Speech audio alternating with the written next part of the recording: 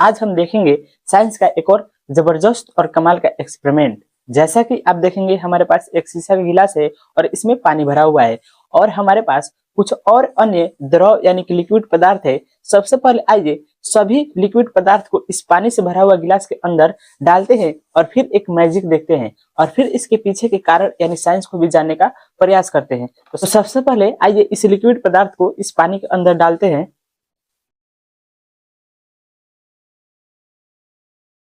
तो चलिए अब इस पेट्रोल को इस गिलास के अंदर डालने का प्रयास करते हैं।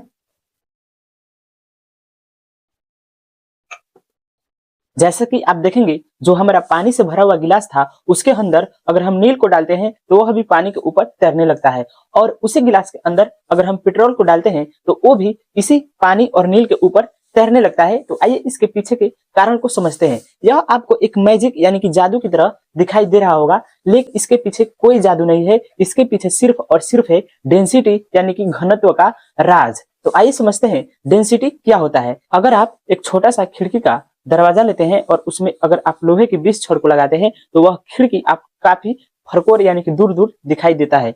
वही आप उसी खिड़की के अंदर अगर आप 50 लोहे की रड लगाते हैं तो वह खिड़की आपको काफी घना दिखाई देता है।